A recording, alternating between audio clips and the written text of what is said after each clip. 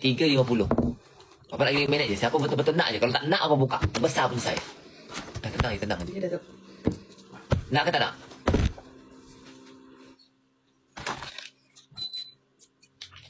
Ini lagi pun boleh pakai tau. Body mist papa ni memang wangi. Ini bukan 20 ml tau. Ini 250. Besar ya. 250.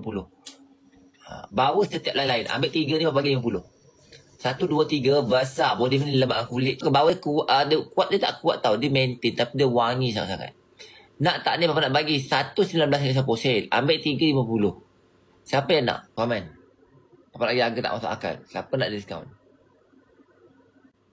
Okey, harga dah turun. Berapa dapat tu? Harga dah bagi voucher. Ya Allah, ini cakap kalau depan hari raya Sebab tak apa, terlalu mega terpelanting.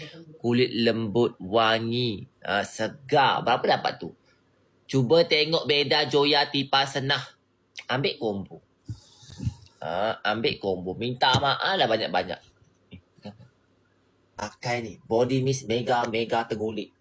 Oh. Nampak tak dia punya semburan dia? Mega kan? Yes. Kau salah tak kau punya kulit. Sejuk. Rasa nyaman. Kulit kau pun lembab. Ada 3 perisa tau. Ini bau bahan. Ini perisa bunga. Ini bau coklat and vanilla. Wangi sangat. Ketahanan dan kelembapan dia bertahan 5 ke 6 jam. Botol besar 250 ml. Harga sebenarnya kakak 89. Bapak bagi harga bawah RM20. Ambil combo RM50. Kau beli terus kakak. Kabet kuning. Pasti mega. Pasti cantik. Dapatkan segera. Body mist. Papa ni memang mega. Kau kena ambil combo memang tak rugi. Jadi Iwan dah habis, dapat lagi 100.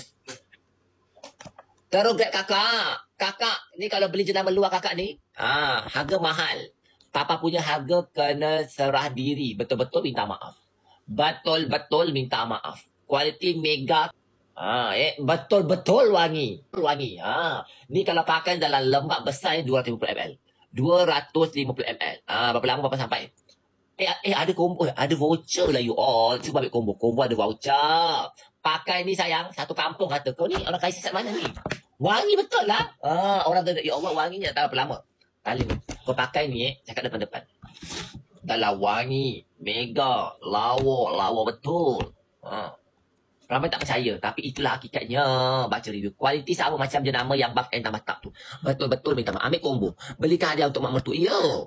Banyak kawan-kawan papa dia cakap, betul lah biar wangi, betul dalam lawa bentuk ni macam ni. 250 ml. Cuba tengok combo. Ambil combo. Combo dah habis dah. Baru top up.